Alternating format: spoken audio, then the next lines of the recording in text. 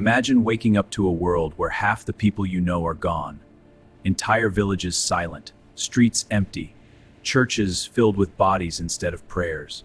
Before the plague arrived, Europe was crowded and struggling. Cities were growing quickly, sanitation was poor, and people lived close together. Rats roamed the streets, and diseases spread easily. Historians believe the Black Death began somewhere in Central Asia. It traveled along the great trade routes that connected Asia and Europe. Merchants sailed on merchant ships carrying goods soon carried something far more dangerous. When those ships sailed toward Europe, the plague traveled with them. At first, people did not understand what was happening. Victims developed fever. Weaknesses, many were dead. Fear spread faster than knowledge. God. Others blamed poisoned wells. No one understood bacteria or infection. Fear turned neighbors into strangers. Doctors wore strange masks filled with herbs, hoping the scent would protect them from disease.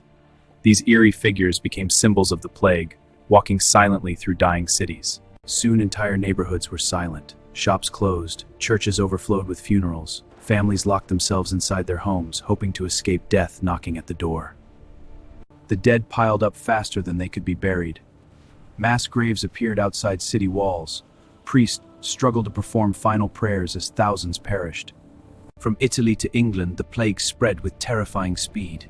No kingdom, no village, no castle was safe. Europe watched helplessly as death marched across the continent. People prayed desperately for salvation, yet the church could not stop the plague. Faith was shaken. Many began questioning religious authority for the first time. Some villages lost nearly every resident. Farms were abandoned. Fields went unharvested. Entire communities vanished from history.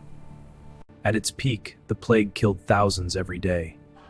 In only a few years, Europe lost between 30 and 50% of its population. Fear turned into anger. Minority groups were falsely blamed for spreading the disease. Violence and persecution erupted across parts of Europe. With so many dead, labor became scarce. Farms lacked workers. Trade slowed dramatically. The medieval economic system began to crumble. My lord, with so few of us left, we need better pay. Times are hard, but I see your point. A fair share, and we'll work harder. Agreed. The feudal system that had controlled Europe for centuries began to weaken. Landowners needed workers more than workers needed them. Over time, life slowly returned to European cities. Markets reopened, trade resumed, but the scars of the plague remained everywhere. With fewer workers, we can demand better pay and conditions. And our voices must be heard in village decisions. Aye. The old ways are changing for the better. Together we shape a new future. Some historians believe the Black Death helped spark the Renaissance. With wealth redistributed and new ideas emerging, Europe began to transform. The disaster forced scholars to question old beliefs about medicine and disease. Slowly, science began replacing superstition. Millions of stories were lost forever.